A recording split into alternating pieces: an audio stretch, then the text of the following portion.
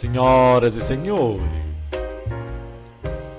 não ficarão surpresos de saber que tenho novidades a lhes relatar sobre nossa concepção da angústia e dos instintos fundamentais da psique.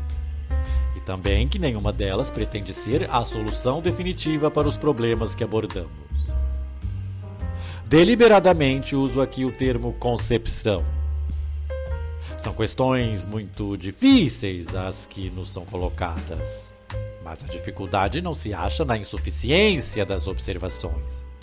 São justamente os fenômenos mais comuns e familiares que nos apresentam esses enigmas. E tampouco no caráter remoto das especulações a que elas induzem. A elaboração especulativa não conta muito nesse terreno. Trata-se realmente de concepções, isto é, de introduzir as ideias abstratas corretas, cuja aplicação ao material bruto da observação faz surgir ordem e transparência nele. Já dediquei à angústia uma conferência da série anterior, a 25ª. Repetirei sucintamente o seu conteúdo. Dissemos que a angústia é um estado afetivo, ou seja, uma união de determinadas sensações da série prazer-desprazer com as inervações de descarga a elas correspondentes e a sua percepção. Mas provavelmente também o precipitado de um certo evento significativo, incorporado por hereditariedade, algo comparável ao surto histérico adquirido individualmente. Sugerimos que o evento que deixa um traço afetivo desses é o nascimento, no qual as alterações da atividade cardíaca e da respiração próprias da angústia são adequadas aos fins. A primeiríssima angústia seria tóxica, portanto. Nós partimos da diferenciação entre angústia realista e angústia neurótica. A primeira sendo uma reação que nos parece compreensível ao perigo, ou seja, a um dano que virá de fora. E a segunda inteiramente enigmática, como que sem finalidade. Analisando a angústia realista, nós a reduzimos a um estado de elevada atenção sensorial e tensão motora, que chamamos de disposição à angústia. Desta se desenvolveria a reação de angústia. Nela seriam possíveis dois desfechos. Ou o desenvolvimento da angústia, a repetição da antiga vivência traumática, limita-se a um sinal, e a reação restante pode adequar-se à nova situação de perigo, procedendo à fuga ou à defesa, ou a situação antiga prevalece. Toda a reação se esgota no desenvolvimento da angústia e o estado afetivo torna-se paralisante e inadequado ao presente. Então nos voltamos para a angústia neurótica e dissemos que a observamos em três condições. Primeiro, enquanto angústia geral livremente flutuante, pronta para ligar-se provisoriamente a toda nova possibilidade que surge, como, por exemplo, na típica neurose de angústia. Segundo, firmemente unida a determinados conteúdos ideativos nas chamadas fobias, nas quais podemos reconhecer ainda uma relação com o perigo externo, mas devemos julgar inteiramente desproporcional à angústia diante dele. Terceiro, por fim, a angústia na histeria e em outras formas de neuroses severas, que acompanha sintomas ou surge de modo independente, como ataque ou como estado mais duradouro, sempre sem fundamentação visível num perigo externo. Fizemo-nos, então, as perguntas seguintes. De que as pessoas têm receio na angústia neurótica? E como relacioná-la com a angústia realista frente a perigos externos? Nossas investigações não ficaram absolutamente sem frutos. Chegamos a algumas conclusões significativas. No tocante à expectativa angustiada, a experiência clínica nos mostrou um vínculo regular com a economia libidinal da vida sexual. A causa mais comum da neurose de angústia é a excitação frustrada. Uma excitação libidinal é despertada, mas não satisfeita, não aplicada. No lugar dessa libido desviada de sua aplicação, surge então a angústia. Até me pareceu justificado dizer que essa libido insatisfeita transforma-se diretamente em angústia. Tal concepção encontrou apoio em determinadas fobias bastante regulares das crianças pequenas. Muitas dessas fobias são inteiramente enigmáticas para nós, mas outras, como o medo de ficar só e o de pessoas estranhas, admitem uma explicação segura. Tanto a solidão como o rosto estranho despertam o anseio pela mãe familiar. A criança não pode dominar essa excitação libidinal, não pode mantê-la em suspenso e a transforma em angústia.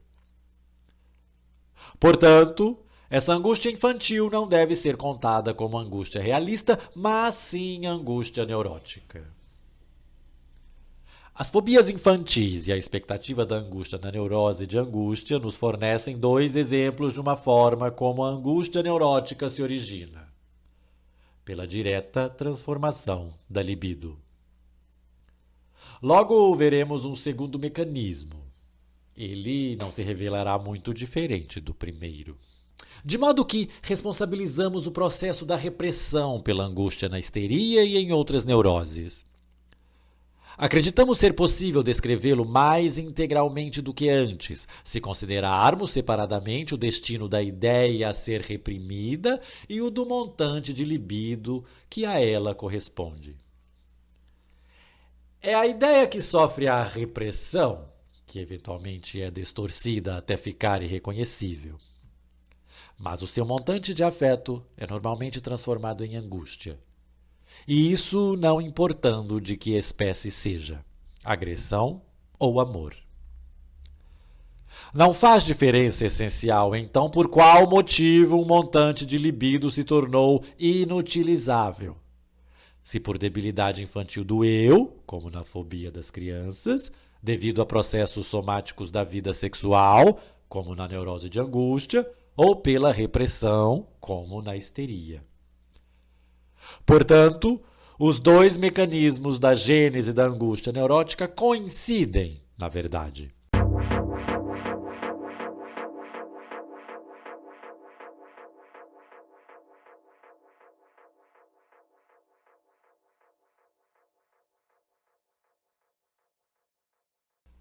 Durante essas investigações, nossa atenção foi atraída por uma relação bastante significativa entre desenvolvimento da angústia e formação do sintoma, ou seja, o fato de que um pode representar e substituir o outro. A enfermidade de um agorafóbico, por exemplo, começa com um ataque de angústia em plena rua. Isso se repete a cada vez que ele sai novamente à rua. Ele, então, desenvolve o sintoma da agorafobia, que também se pode chamar de uma inibição, uma restrição do funcionamento do eu. E, desse modo, poupa a si mesmo o ataque de angústia. Nota-se o oposto quando interferimos na formação de sintoma, como é possível fazer nos atos obsessivos, por exemplo. Se impedimos que o doente realize seu cerimonial de lavagem, digamos, ele entra num estado de angústia difícil de suportar, do qual o seu sintoma, evidentemente, o protegia. Parece que o desenvolvimento da angústia veio primeiro e a formação do sintoma depois. Como se os sintomas fossem criados para evitar a irrupção do estado de angústia. Também se harmoniza com isso que as primeiras neuroses da infância sejam fobias, estados em que se percebe claramente como um desenvolvimento inicial de angústia é substituído pela formação de sintoma. Tem-se a impressão de que é a partir dessas relações que se obterá o melhor acesso a um entendimento da angústia neurótica. Ao mesmo tempo, conseguimos responder também à questão de o que teme a pessoa na angústia neurótica. E assim estabelecemos o vínculo entre angústia neurótica e angústia realista. Aquilo que se teme é, evidentemente, a própria libido. A diferença para com a situação da angústia realista se acha em dois pontos. O perigo é interno em vez de externo e não é reconhecido de forma consciente. Nas fobias, pode-se perceber claramente como esse perigo interno é convertido em externo, ou seja, a angústia neurótica é transformada em aparente angústia realista. Suponhamos, para simplificar algo frequentemente muito complicado, que o agorafóbico tema os sentimentos de tentação que neles são despertados pelos encontros na rua. Em sua fobia, ele faz um deslocamento e então se angustia com uma situação externa. O seu ganho com isso está, evidentemente, em achar que assim pode proteger-se melhor. Ante um perigo externo, podemos nos salvar mediante a fuga. Fugir de um perigo interno é uma empresa mais difícil. No final da minha conferência anterior sobre angústia, manifestei eu próprio a opinião de que esses diferentes resultados de nossa pesquisa não chegam a contradizer um ao outro, mas de algum modo não se combinam. A angústia, como estado afetivo, é a reprodução de um velho acontecimento ameaçador. A angústia está a serviço da autoconservação e é o sinal de um novo perigo. Ela surge da libido, que de algum modo se tornou inutilizável, também no processo de repressão. Ela é substituída pela formação de sintoma. É como que psiquicamente ligada por esta. Sente-se que aqui está faltando algo que junte os pedaços num todo.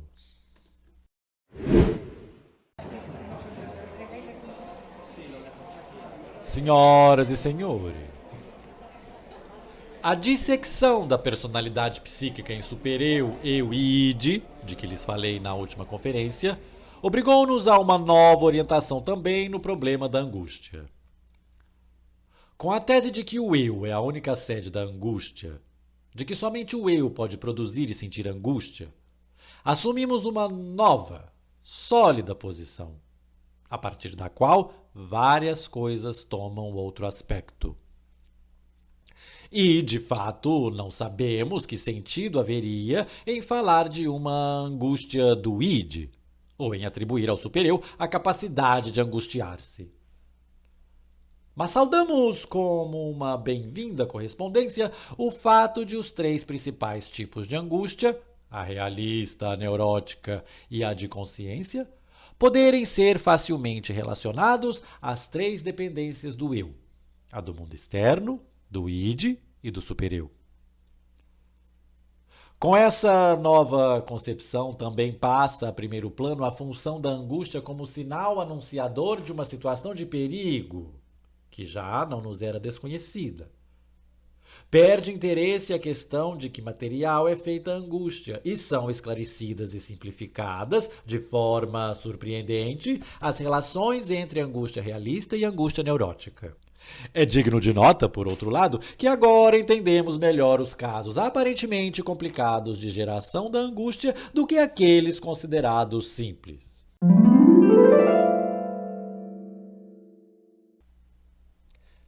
Recentemente investigamos como aparece a angústia em determinadas fobias que incluímos na histeria de angústia. E escolhemos casos em que lidamos com a típica repressão dos desejos oriundos do complexo de Édipo. Segundo nossa expectativa, o investimento libidinal do objeto materno é que, graças à repressão, se transformaria em angústia e então surgiria em expressão sintomática ligado ao sucedâneo do pai. Não é possível lhes expor detalhadamente essa investigação. Basta dizer que o resultado surpreendente foi o oposto de nossa expectativa. Não é a repressão que cria a angústia. Essa é anterior. A angústia faz a repressão. Mas que angústia pode ser? Não o medo de um perigo externo que ameaça, ou seja, um medo real.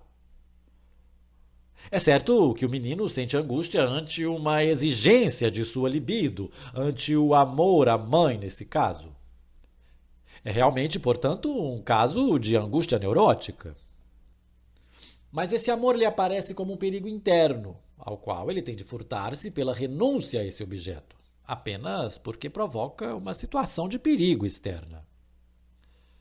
E em todos os casos que investigamos, obtemos o mesmo resultado. Temos de admitir que não contávamos que o perigo pulsional interno se revelasse condição e preparação para uma situação de perigo real externa. Mas ainda não dissemos qual é o perigo real que a criança teme, como consequência de estar enamorada da mãe. É o castigo da castração, a perda do seu membro.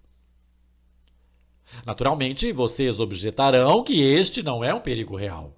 Nossos meninos não são castrados porque se acham apaixonados pela mãe na fase do complexo de Édipo. Mas a coisa não pode ser resolvida tão facilmente. Antes de tudo, não se trata de a castração ser realmente levada a efeito.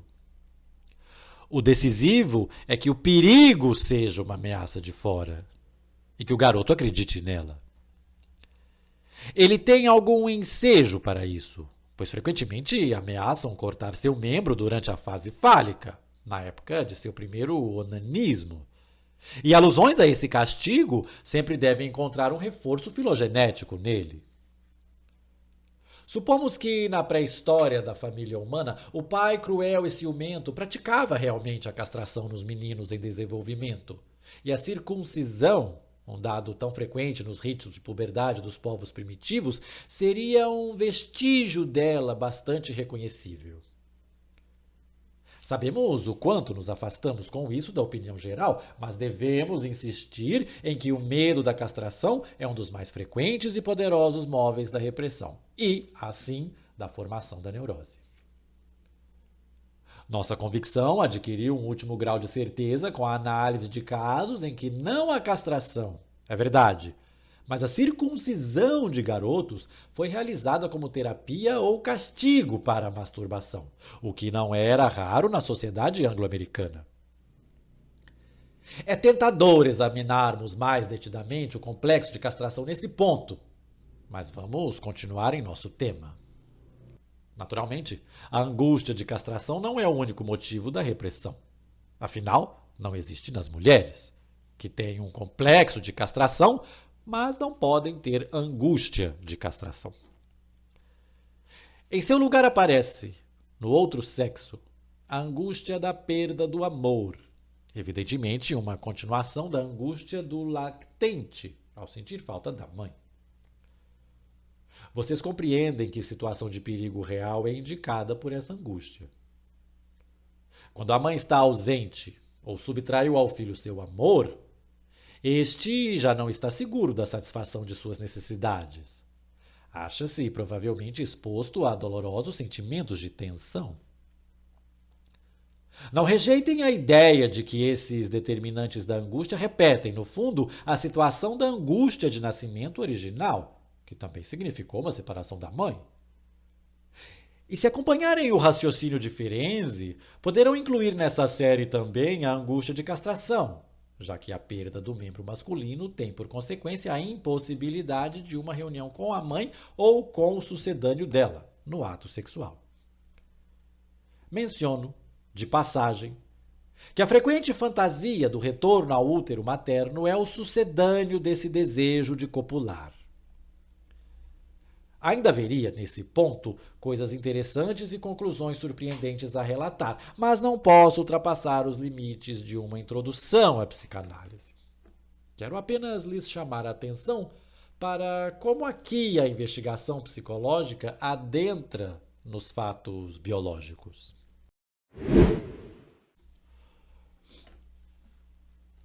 Otto Rank, a quem a psicanálise deve muitas belas contribuições, possui também o mérito de haver enfatizado a importância do ato do nascimento e da separação da mãe.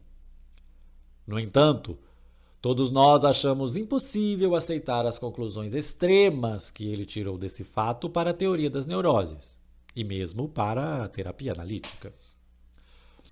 O núcleo de sua doutrina, de que a vivência de angústia do nascimento constitui o modelo para todas as situações de perigo posteriores, ele já havia encontrado pronto.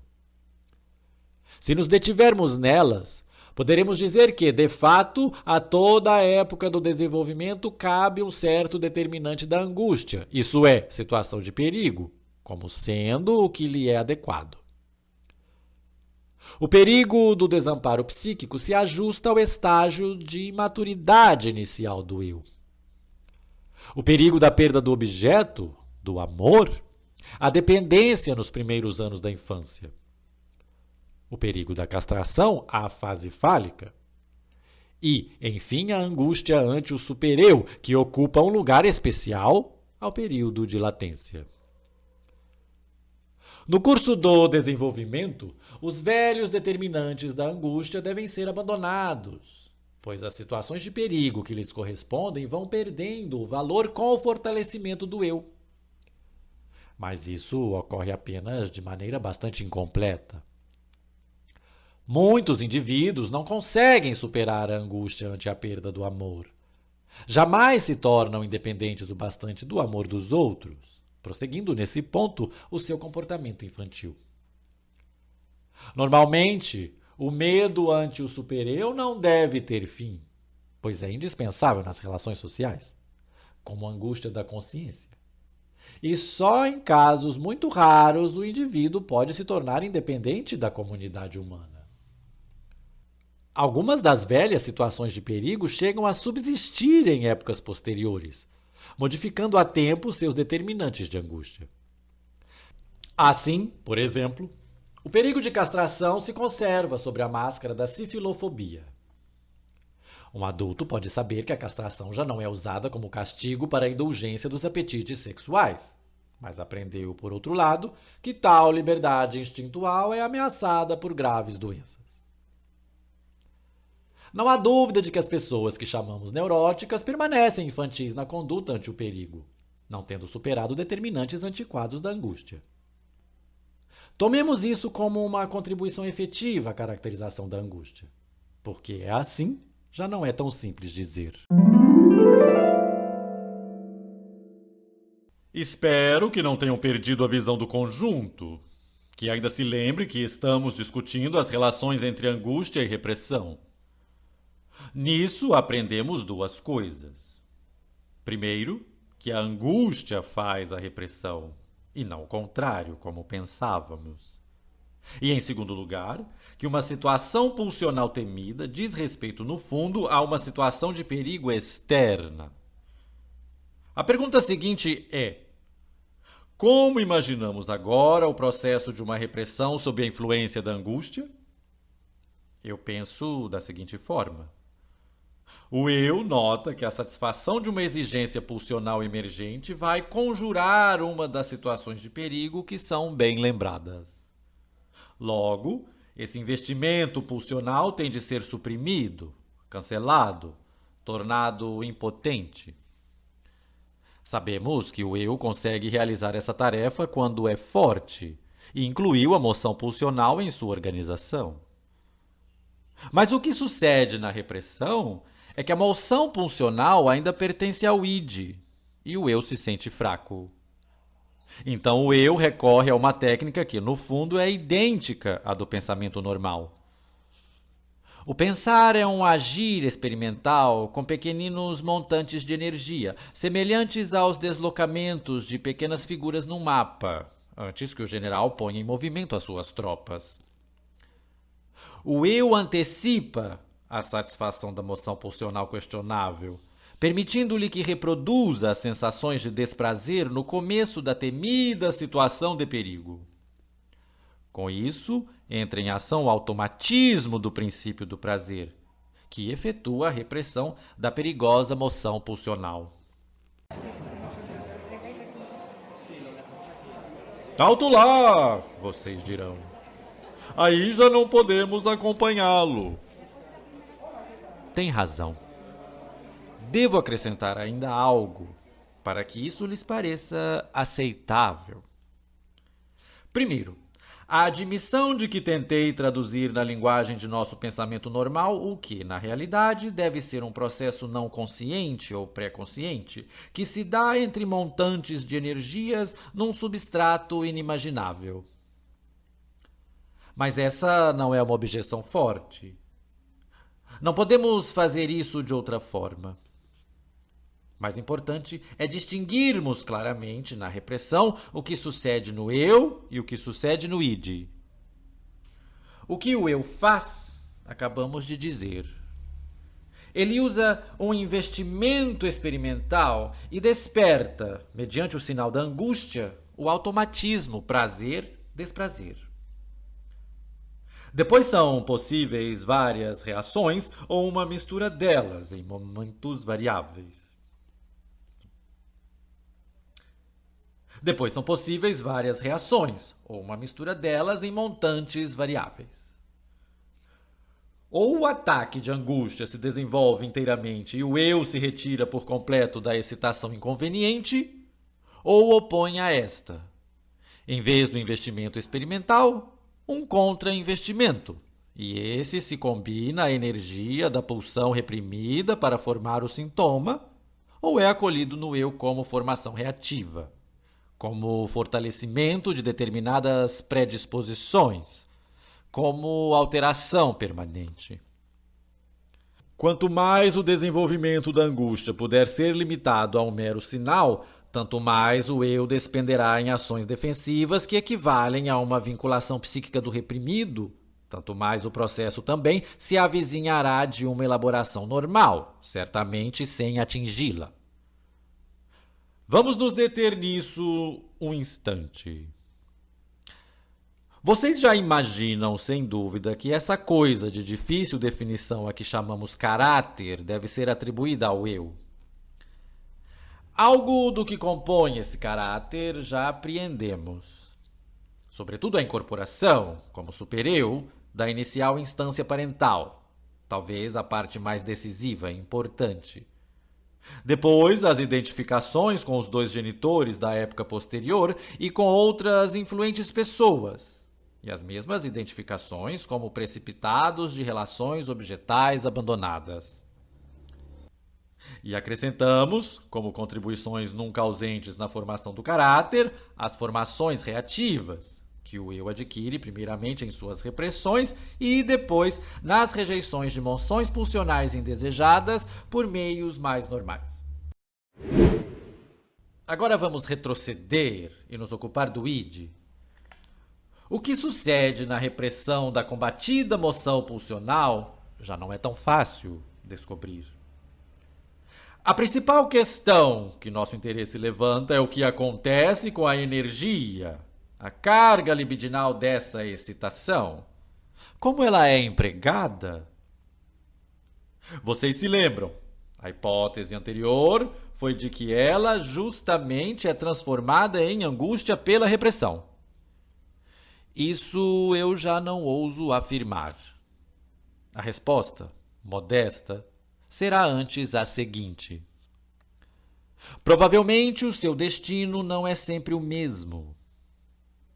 Provavelmente há uma íntima correlação, que deveríamos poder conhecer, entre o processo que ocorre no eu e aquele no id, quanto à moção reprimida. Pois desde que resolvemos que o princípio do prazer-desprazer, que é despertado pelo sinal da angústia, intervém na repressão, nossas expectativas devem mudar. Esse princípio governa irrestritamente os processos do id.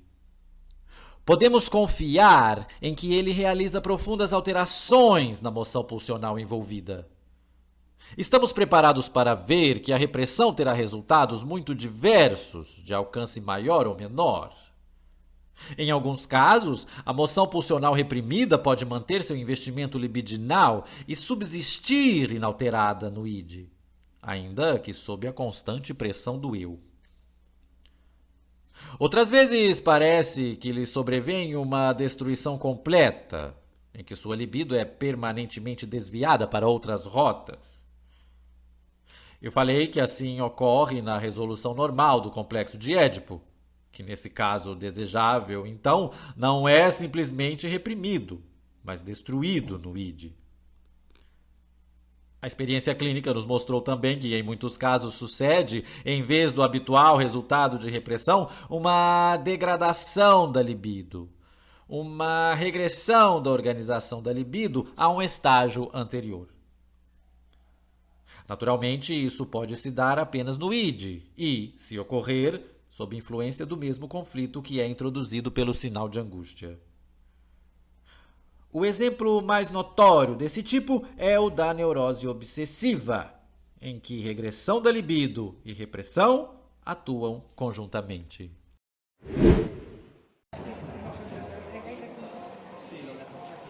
Senhoras e senhores, temo que essa exposição lhes pareça difícil e devem imaginar que não é exaustiva. Lamento provocar seu descontentamento. Mas não posso me colocar outro objetivo senão fazer com que tenham ideia da natureza de nossos resultados e das dificuldades de sua obtenção. Quanto mais avançamos no estudo dos processos psíquicos, tanto mais reconhecemos sua profusão e complexidade. Várias fórmulas simples, que inicialmente nos pareciam apropriadas, revelaram-se depois insatisfatórias. Não nos cansaremos de mudá-las e corrigi-las. Na conferência sobre a teoria dos sonhos, eu os levei por um terreno em que quase não houve descobertas nesses 15 anos. Agora que tratamos da angústia, veem tudo em estado de fluxo e mudança. Essas coisas novas também não foram ainda muito elaboradas. Talvez sua apresentação ofereça dificuldades também por conta disso. Tenham paciência. Logo abandonaremos o tema da angústia. Só não garanto que ele será resolvido a nosso contento. Mas, oxalá, teremos feito algum progresso. E nesse caminho adquirimos vários novos conhecimentos. Assim, o exame da angústia também nos permite acrescentar um novo traço à nossa descrição do eu. Dissemos que o eu é fraco em relação ao id, que é seu servo fiel, empenhado em executar suas ordens e cumprir suas exigências. Não pensamos em retirar essa afirmação. Por outro lado, esse eu é a parte mais bem organizada do id, aquela orientada para a realidade. Não devemos exagerar na diferenciação das duas, nem nos surpreender se o eu, por sua vez, tiver influência nos processos do id. Penso que ele exerce tal influência ao colocar em ação, por meio do sinal de angústia, o quase onipotente princípio de prazer-desprazer. Logo em seguida, porém, ele mostra novamente sua fraqueza, pois pelo ato da repressão renuncia a uma parcela da sua organização. Tende a admitir que a moção pulsional reprimida fique permanentemente subtraída à sua influência. E agora, mais uma observação sobre o problema da angústia. A angústia neurótica se transformou em angústia realista em nossas mãos, em angústia ante determinadas situações de perigo externas. Mas não podemos ficar nisso. Temos de dar mais um passo, que será um passo atrás, no entanto. Nós nos perguntamos o que é realmente perigoso e temível numa tal situação de perigo. Claramente não é o dano à pessoa, julgado objetivamente, que não precisa ter significado psicológico, mas o que ele provoca na psique. Por exemplo, o nascimento, nosso modelo para o estado de angústia, não pode ser visto como um dado em si, ainda que possa envolver o risco de danos. O essencial no nascimento, como em toda situação de perigo, é que ele produz na vivência psíquica um estado de tensa excitação, que é sentido como desprazer e que não pode ser subjugado mediante a descarga. Se chamamos esse estado, no qual fracassam os esforços do princípio do prazer, de momento traumático, então chegamos, pela sequência angústia neurótica, angústia realista, situação de perigo, à tese simples de que a coisa temida, o objeto da angústia, é sempre a aparição de um momento traumático que não pode ser liquidado segundo a norma do princípio do prazer. Compreendemos de imediato que sermos dotados do princípio do prazer não nos assegura contra danos objetivos, mas apenas contra um determinado dano à nossa economia psíquica. Do princípio do prazer à pulsão de autoconservação, há uma boa distância. Os propósitos dos dois estão longe de coincidir desde o início. Mas vemos outra coisa a mais. Talvez seja esta a solução que buscamos. A saber que em tudo isso a questão é de quantidades relativas. Somente a grandeza da soma de excitação faz de uma impressão um momento traumático, paralisa a função do princípio do prazer, dá à situação de perigo sua importância.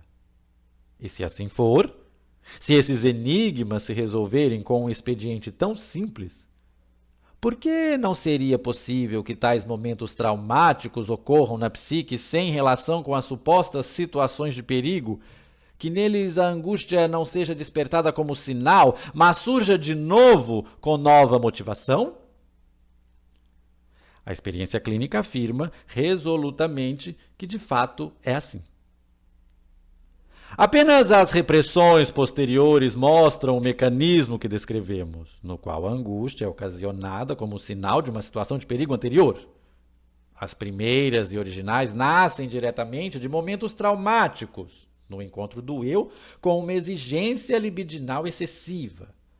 Elas criam novamente sua angústia, mas segundo o modelo do nascimento, é certo. O mesmo pode valer para a geração da angústia na neurose de angústia, por dano somático da função sexual. Já não diremos que a própria libido é aí transformada em angústia. Mas não vejo objeção a uma dupla origem da angústia, como consequência direta do momento traumático e como sinal de que ele ameaça repetir-se.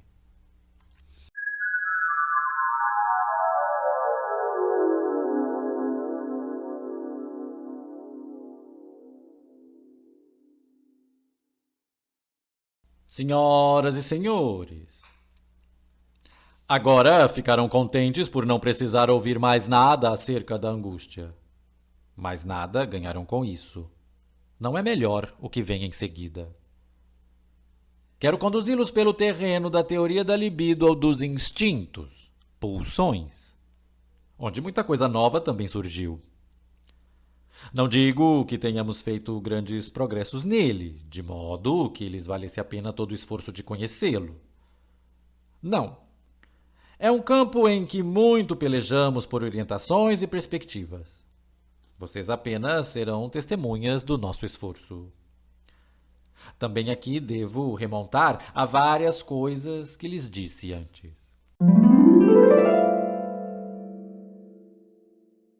A teoria dos instintos, das pulsões, é, por assim dizer, nossa mitologia. As pulsões são seres míticos, formidáveis em sua indeterminação. Em nosso trabalho não podemos ignorá-las um só instante, mas nunca estamos certos de vê-las com precisão.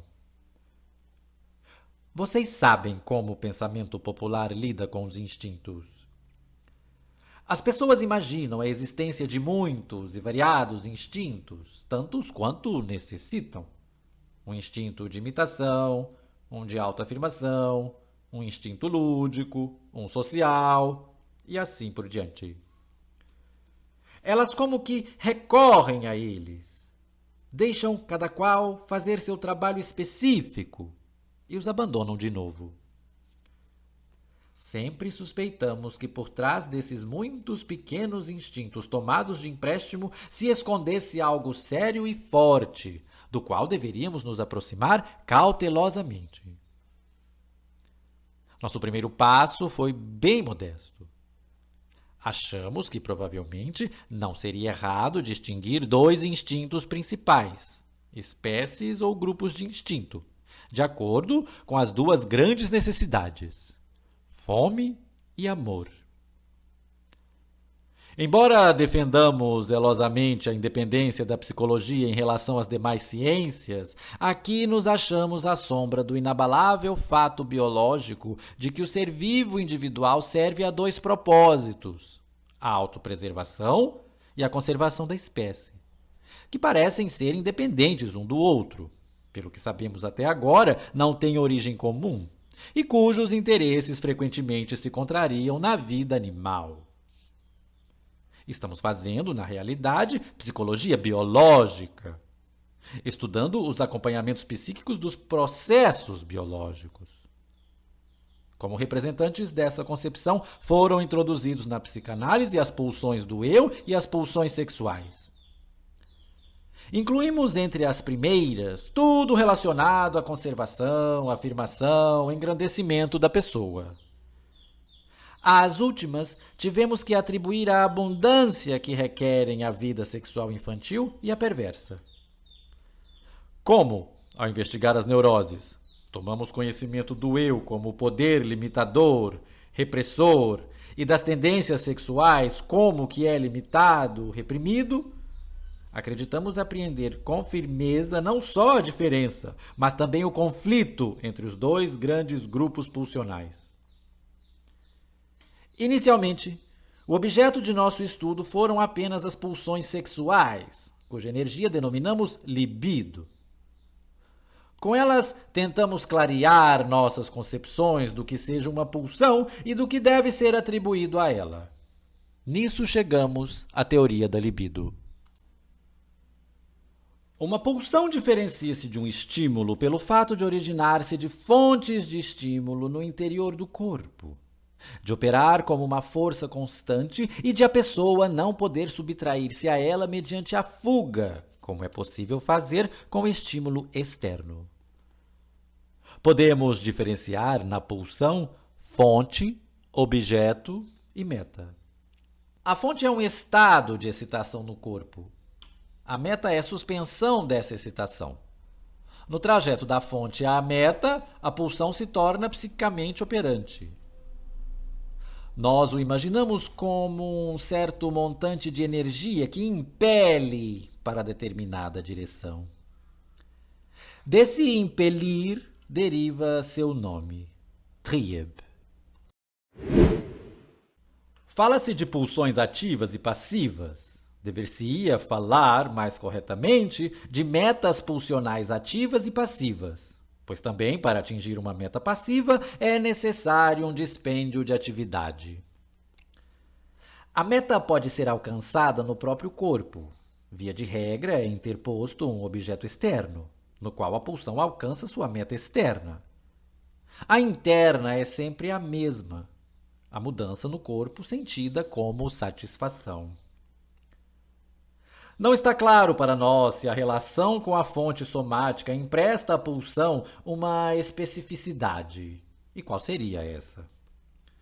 Segundo a experiência analítica, é fato indubitável que pulsões de uma fonte se ligam àquelas de outras fontes e partilham seu destino, e que uma satisfação pulsional pode ser substituída por outra.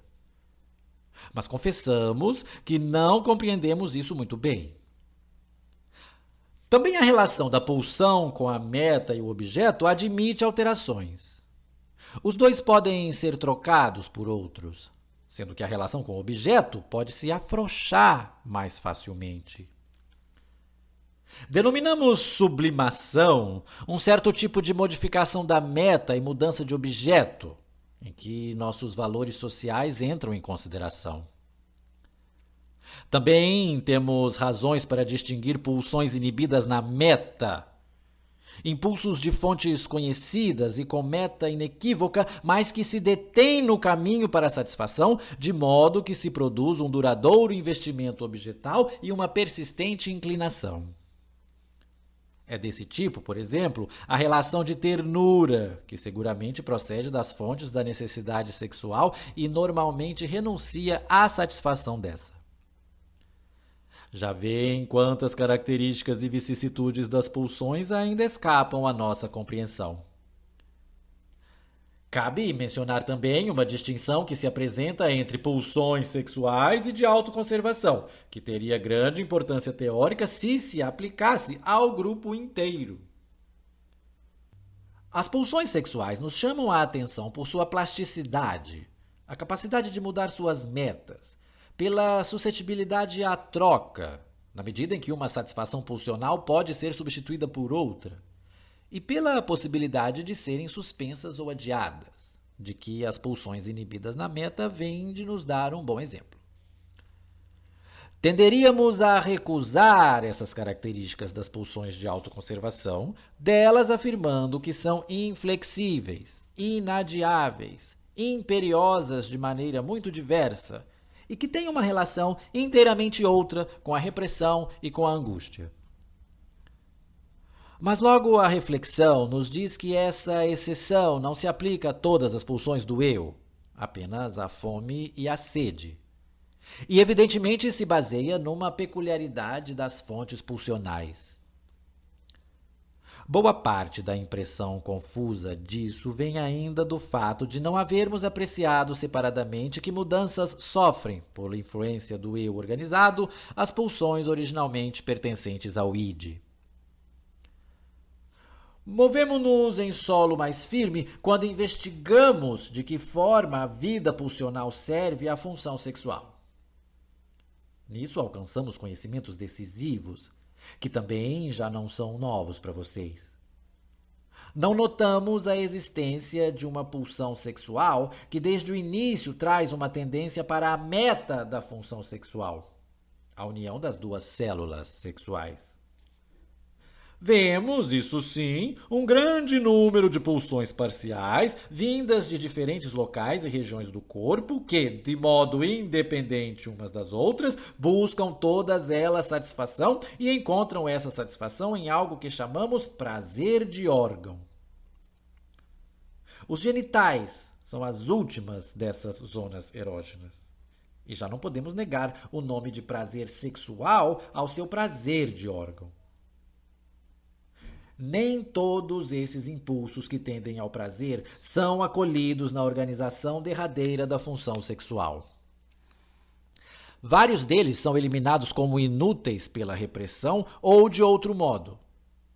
Alguns são desviados de sua meta, da maneira notável que já mencionamos. E outros são mantidos em papéis secundários, servem para a realização de atos introdutórios, para a produção de prazer preliminar. Vocês souberam que nesse prolongado desenvolvimento podem-se notar várias fases de organização temporária e também que as aberrações e atrofias da função sexual se explicam por essa sua história. A primeira dessas fases pré-genitais nós chamamos oral, pois, correspondendo ao modo como o lactente é alimentado, a zona erógena da boca domina o que podemos chamar de atividade sexual desse período da vida. No segundo estágio, vem à frente os impulsos sádicos e anais, certamente em conjunção com o nascimento dos dentes, o fortalecimento da musculatura e o controle das funções esfincterianas. Justamente sobre essa peculiar fase de desenvolvimento, acabamos de descobrir vários pormenores interessantes. Em terceiro lugar, vem a fase fálica, em que nos dois sexos o membro viril e o que a ele corresponde na garota adquire uma importância que não mais poderá ser ignorada. Reservamos a expressão fase genital para a organização sexual definitiva, que se estabelece após a puberdade e na qual, somente então, o genital feminino tem o reconhecimento que o masculino adquiriu muito tempo antes.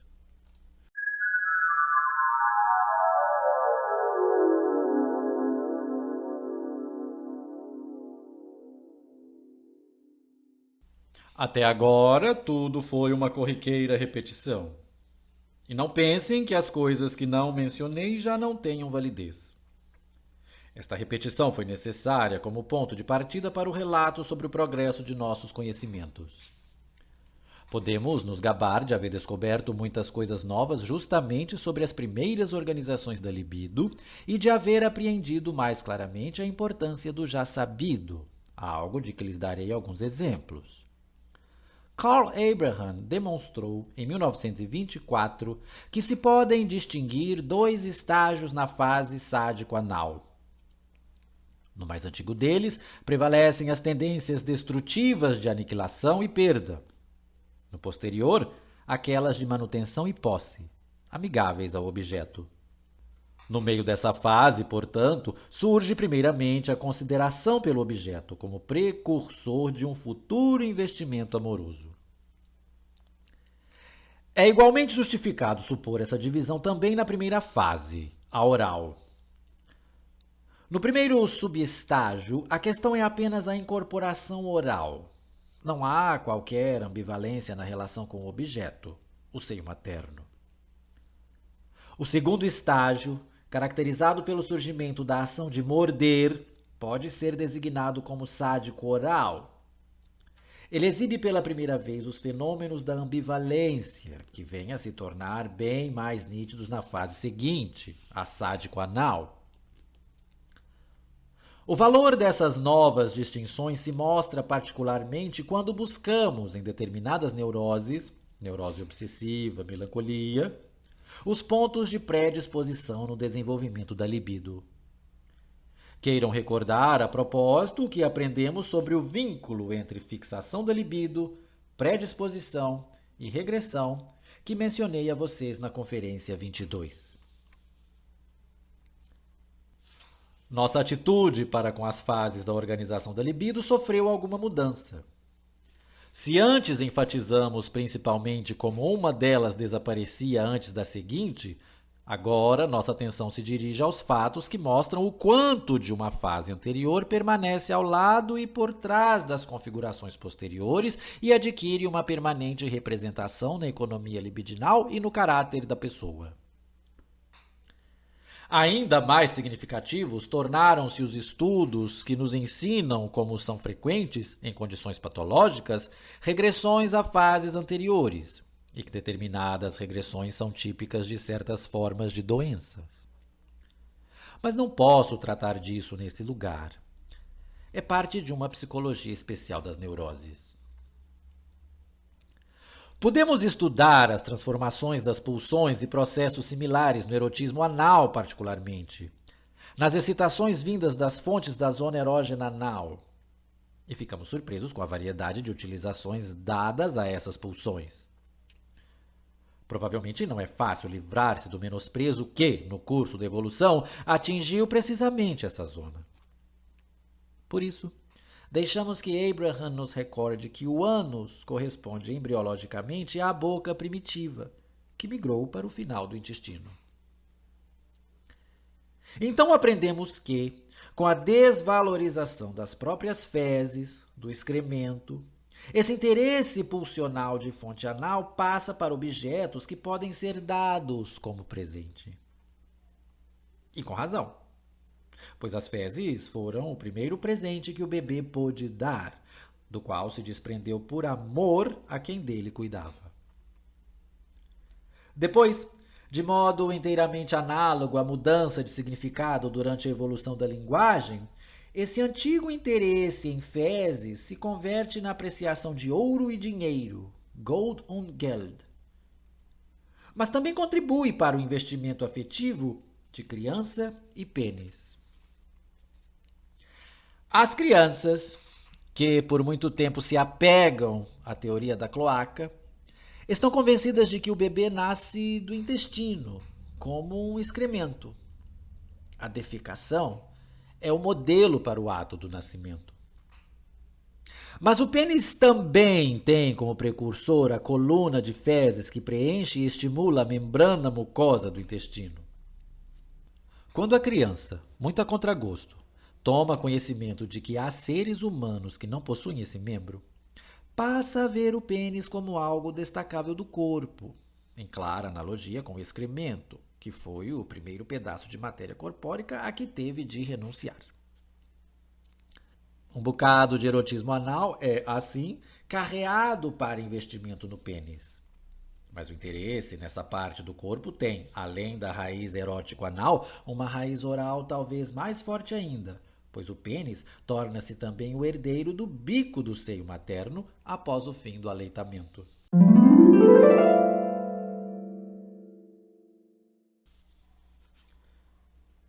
Desconhecendo essas profundas relações, é impossível nos orientarmos nas fantasias, nas associações influenciadas pelo inconsciente e na linguagem sintomática dos seres humanos.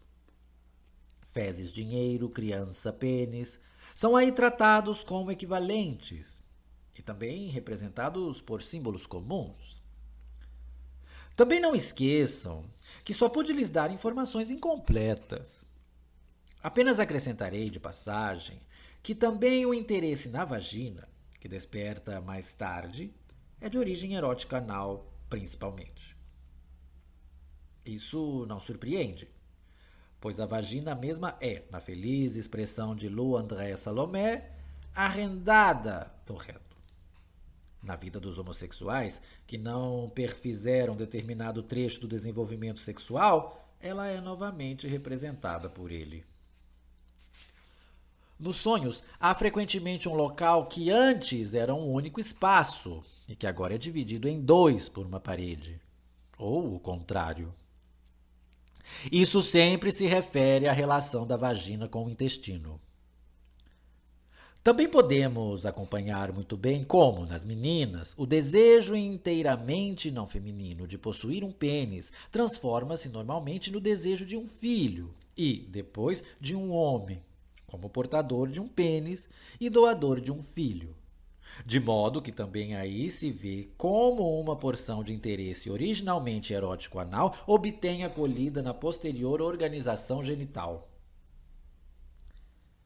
Durante esses estudos das fases pré-genitais da libido, podemos descobrir algumas coisas novas sobre a formação do caráter.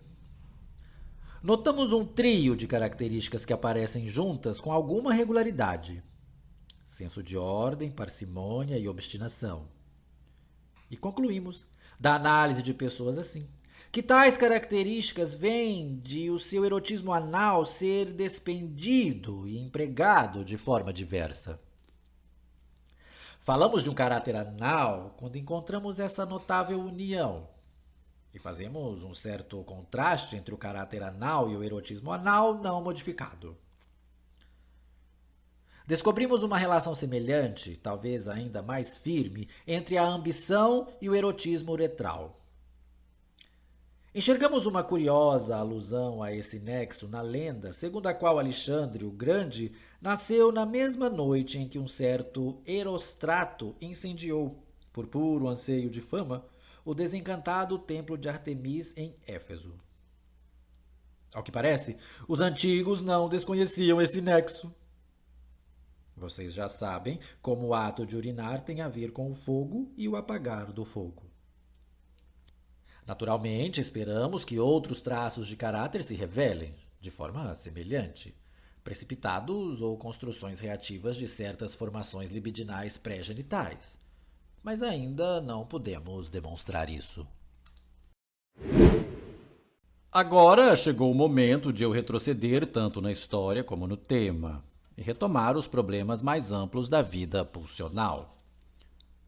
Nossa teoria da libido teve por base, inicialmente, a oposição de pulsões do eu e pulsões sexuais. Quando, mais tarde, começamos a estudar mais detidamente o próprio eu e chegamos à perspectiva do narcisismo, mesmo essa distinção perdeu seu fundamento. Em casos raros, pode-se perceber que o eu toma a si próprio por objeto, comporta-se como se estivesse apaixonado por si mesmo. Daí o termo narcisismo, tirado da lenda grega. Mas isso é apenas a exacerbação de um fato normal. Viemos a compreender que o eu é sempre o reservatório principal de libido, de onde partem os investimentos libidinais dos objetos e para o qual eles retornam, enquanto a maior parte dessa libido permanece constantemente no eu. Portanto, libido do eu é incessantemente transformada em libido de objeto, e esta em libido do eu. Mas então elas não podem ser diferenciadas conforme sua natureza. Não faz sentido separar a energia de um daquela da outra. Podemos deixar de lado a designação libido ou empregá-la como equivalente à energia psíquica. Não mantivemos por muito tempo essa posição. A ideia de uma oposição no interior da vida pulsional logo achou uma outra, mais aguda expressão. Mas não lhes exporei como surgiu essa novidade na teoria das pulsões. Também ela se baseia essencialmente em considerações biológicas. Eu as apresentarei aqui como um produto acabado. Nós supomos que haja dois tipos de pulsões essencialmente diversas. As sexuais, no sentido mais amplo, o eros, se preferirem o termo, e as agressivas, cuja meta é a destruição. Ouvindo isso posto dessa forma, dificilmente vocês a aceitarão como algo novo. Parece uma tentativa de transfiguração teórica da banal oposição entre amor e ódio, que talvez coincida com aquela outra polaridade de atração e repulsa que a física supõe no mundo inorgânico. Mas é curioso que essa colocação seja mesmo percebida como novidade por muitos. Como uma novidade indesejável, que deveria ser afastada o mais rapidamente possível. Suponho que um forte elemento afetivo prevaleça nessa rejeição. Por que nós mesmos necessitamos de tanto tempo para nos decidirmos a reconhecer uma pulsão de agressão? Por que hesitamos em incorporar à teoria fatos que saltam aos olhos e são conhecidos de todos? Provavelmente encontraríamos pouca resistência se quiséssemos atribuir aos animais um instinto com essa meta. Mas admiti-lo na Constituição humana parece uma blasfêmia. Contraria muitos pressupostos religiosos e convenções sociais. Não, o ser humano tem de ser bom por natureza, ou bonachão pelo menos. Se ocasionalmente ele se mostra violento, brutal, cruel, são apenas transtornos passageiros de sua vida emocional, na maioria das vezes provocados, talvez consequência dos regimes sociais inadequados que ele criou até agora. Infelizmente, o que a história ensina e que nós mesmos vivenciamos não depõe nesse sentido, justificando antes o veredito de que a crença na bondade da natureza humana é uma dessas ilusões ruins das quais os homens esperam que facilite e embeleze a vida, quando apenas acarreta danos na realidade. Não precisamos continuar essa polêmica, pois não favorecemos a hipótese de uma pulsão especial de agressão e destruição devido aos ensinamentos da história e da vida. Isso sucede com base em reflexões gerais, a que somos levados pela consideração dos fenômenos do sadismo e do masoquismo. Como sabem, denominamos sadismo quando a satisfação sexual é ligada à condição de que o objeto sexual experimente dores, maus tratos e humilhações. E masoquismo quando a pessoa tem a necessidade de ser ela mesma o objeto maltratado. Como também sabe, um tanto dessas duas tendências está incluído na relação sexual normal, e elas são qualificadas de perversões quando empurram para segundo plano as outras metas sexuais e colocam seus próprios objetivos no lugar. E também não lhes terá escapado que o sadismo mantém íntima relação com a masculinidade e o masoquismo com a feminilidade, como se aí houvesse um oculto parentesco. Mas devo logo lhes dizer que, por esse caminho, não chegamos a avançar. Ambos, sadismo e masoquismo, são fenômenos enigmáticos para a teoria da libido, particularmente o masoquismo. E é natural que o que foi a pedra de escândalo de uma teoria seja a pedra angular daquela que a sucede. Acreditamos, então, que no sadismo e no masoquismo temos dois ótimos exemplos da mistura das duas espécies de pulsões, de eros com agressividade. E levantamos a hipótese de que essa relação é modelar, de que todas as pulsões que estudamos consistem de tais misturas e fusões das duas espécies de pulsões. Isso nas mais diversas proporções, naturalmente. As pulsões eróticas introduziriam a variedade de suas metas sexuais na mistura. enquanto as outras admitiriam apenas atenuações e gradações de sua monocórdia tendência. Essa hipótese nos abre a perspectiva de investigações que podem vir a ter grande importância para o entendimento dos processos patológicos. Pois as misturas podem também se decompor. E de tais separações das pulsões, podemos esperar graves consequências para a função. Mas essas concepções ainda são muito novas. Até agora, ninguém procurou utilizá-las no trabalho. Vamos retornar ao problema especial que o masoquismo nos coloca. Se abstraímos por um instante os componentes eróticos, ele testemunha que existe uma tendência que tem por objetivo a própria destruição. Se também para a pulsão de destruição é verdadeiro que o eu, mas aqui nos referimos mais ao id, a pessoa inteira, inclui originalmente todos os impulsos pulsionais, disso resulta que o masoquismo é mais velho que o sadismo. Mas o sadismo é pulsão de destruição voltado para fora, que desse modo adquire o caráter de agressividade. Certo montante da pulsão de destruição original pode ainda permanecer no interior. Parece que a nossa percepção se dá conta dele apenas nessas duas condições: quando ele se liga às pulsões eróticas, no masoquismo, ou quando, com maior ou menor ingrediente erótico, se volta contra o mundo exterior como agressividade. E damos com a importância da possibilidade de que a agressividade talvez não ache satisfação no mundo exterior, porque depara com obstáculos reais. Então, ela poderá retroceder, elevando a medida de autodestruição vigente no interior. Veremos que isso acontece realmente assim e como é importante esse processo.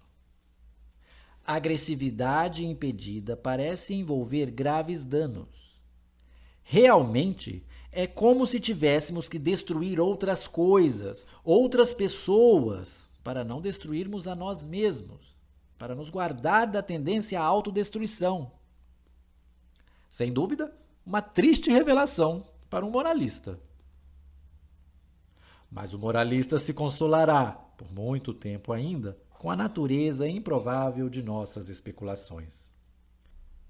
Estranha pulsão essa que se dedica à destruição do seu próprio lar orgânico. É verdade que os escritores falam de tais coisas, mas eles são irresponsáveis, têm a prerrogativa da licença poética. No entanto, ideias similares também não são desconhecidas na fisiologia, por exemplo, a de que a mucosa do estômago digere a si mesma. Mas deve-se admitir que a nossa pulsão de autodestruição requer uma base de apoio mais ampla. Não podemos ousar uma hipótese dessa envergadura somente porque alguns pobres malucos vinculam a satisfação sexual a uma condição peculiar. Um estudo aprofundado das pulsões nos dará o que necessitamos, creio. As pulsões não governam apenas a vida psíquica, mas também a vegetativa. E esses instintos orgânicos mostram uma característica que merece o nosso vivo interesse. Somente mais tarde poderemos julgar se é uma característica geral das pulsões. Eles se revelam como empenho de restaurar um estado anterior. Podemos supor que a partir do momento em que tal estado, uma vez atingido, é perturbado, surge um impulso, trieb, para recriá-lo, produzindo fenômenos que podemos designar de compulsão de repetição. Assim, a embriologia seria toda ela compulsão de repetição. Uma capacidade de formar novamente órgãos perdidos se estende bastante pelo reino animal. E o instinto de cura, ao qual, juntamente com o auxílio terapêutico, devemos nossas recuperações, poderia ser vestígio dessa faculdade tão bem desenvolvida nos animais inferiores. As migrações de peixes na época da desova, talvez os voos migratórios das aves, possivelmente tudo o que denominamos manifestação instintiva nos animais, ocorre sob o mandamento da compulsão de repetição, que exprime a natureza conservadora dos instintos. Também no âmbito psíquico, não precisamos buscar suas manifestações por muito tempo. Chamou-nos a atenção o fato de as vivências esquecidas e reprimidas da primeira infância se reproduzirem, durante o trabalho analítico, em sonhos e reações, sobretudo naquelas da transferência, embora seu redespertar vá de encontro ao interesse do princípio do prazer. E a explicação achada foi que, nesses casos, uma compulsão de repetição se impõe até mesmo ao princípio do prazer. Também fora da análise podemos observar algo assim. Há pessoas que sempre repetem na vida, sem correção, as mesmas reações em detrimento próprio, ou que parecem perseguidas por um destino implacável, quando uma investigação mais precisa revela que elas mesmas preparam para si, inscientemente, esse destino. Então, atribuímos à compulsão de repetição um caráter demoníaco. Mas em que pode esse traço conservador das pulsões contribuir para o entendimento de nossa autodestruição? Qual estado anterior uma pulsão dessas quer restaurar? Bem, a resposta não está longe e abre amplas perspectivas. Se é verdadeiro que, em tempos imemoriais e de modo inconcebível, a vida se originou de matéria inanimada, então, segundo nossa premissa, deve ter surgido, naquele momento, uma pulsão que procura abolir a vida, restaurar o estado inorgânico. Se reconhecemos nessa pulsão a autodestruição da nossa hipótese, podemos vê-la como expressão de uma pulsão de morte, que não pode estar ausente em nenhum processo vital.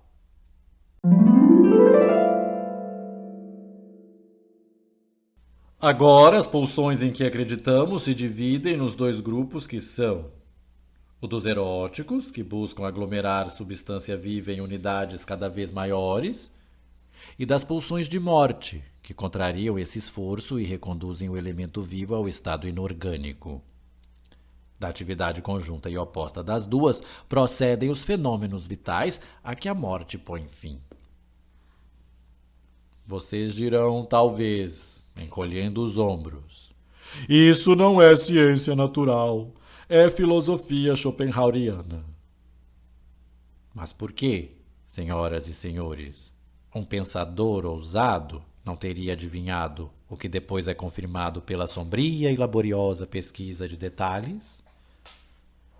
Além do mais, tudo já foi dito alguma vez. E antes de Schopenhauer, houve outros muitos que disseram coisas semelhantes. E o que dizemos não é exatamente Schopenhauer. Não afirmamos que a morte é o único objetivo da vida. Não deixamos de ver, junto à morte, a vida. Reconhecemos duas pulsões fundamentais e admitimos para cada uma sua própria meta. Como as duas se mesclam no processo da vida, como a pulsão de morte é levada a servir aos propósitos de Eros, sobretudo no seu voltar-se para fora como agressão, são tarefas deixadas para a pesquisa futura. Chegamos apenas até o ponto em que tal panorama se abre à nossa frente. Se o caráter conservador é próprio de todas as pulsões, sem exceção, se também as pulsões eróticas querem restabelecer um estado anterior, quando tendem à síntese do que é vivo em unidades sempre maiores, também essa questão teremos que deixar sem resposta. Afastamo-nos um pouco de nossa base. Vou lhes dizer retrospectivamente qual foi o ponto de partida dessas reflexões sobre a teoria das pulsões. Foi o mesmo que nos levou a revisar a relação entre o eu e o inconsciente. A impressão, oriunda do trabalho analítico, de que o paciente que oferece resistência muitas vezes não é cônscio dessa resistência. Não só o fato da resistência lhe é inconsciente, mas também os motivos dela. Tivemos de procurar por esse ou esses motivos e o encontramos, surpreendentemente, numa forte necessidade de castigo, que só podemos incluir entre os desejos masoquistas. A importância prática desse achado não fica atrás da teórica, pois essa necessidade de punição é o maior inimigo de nosso esforço terapêutico. Ela é satisfeita pelo sofrimento ligado à neurose e por isso se apega à doença. Parece que esse fator, a inconsciente necessidade de castigo, tem participação em todo o adoecimento neurótico. São muito convincentes quanto a isso os casos em que o sofrimento neurótico é substituído por um outro, de outra espécie. Vou lhes relatar uma experiência desse tipo.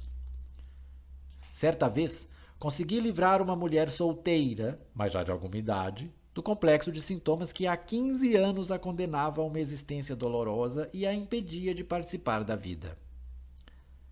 Ela então se sentiu saudável e mergulhou numa atividade sôfrega para desenvolver seus consideráveis talentos e ainda obter algum reconhecimento, sucesso e fruição. Mas cada uma de suas tentativas findava com as pessoas lhe dando a entender, ou ela mesma percebendo, que estava muito velha para alcançar algo naquele terreno. Após cada desenlace desses, seria de esperar uma recaída na doença, mas isso ela não podia mais realizar. Em vez disso, sempre lhe ocorriam acidentes que a punham fora de atividade e a faziam sofrer por algum tempo. Ela caía e torcia o pé, ou feria um joelho, ou machucava a mão fazendo algo. Advertida de como podia ser grande a sua participação desses aparentes acasos, ela mudou sua técnica, por assim dizer. Em vez de acidentes, começaram a surgir ligeiras enfermidades nas mesmas ocasiões. Catarros, anginas, inchações reumáticas, até que ela se decidiu pela resignação e toda a fantasmagoria desapareceu.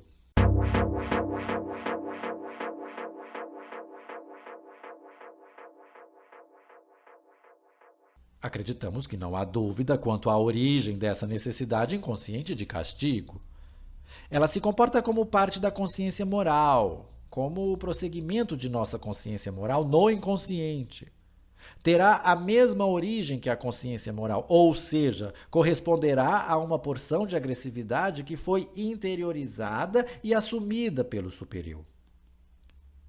Se os termos da expressão fossem menos incoerentes, seria justificável chamá-la, para todo efeito prático, de sentimento de culpa inconsciente. Quanto à teoria, estamos em dúvida se devemos supor que toda agressividade retornada do mundo exterior é ligada ao supereu e, assim, dirigida contra o eu, ou que uma parte dela realiza sua muda e inquietante atividade no eu e no id como livre pulsão de destruição.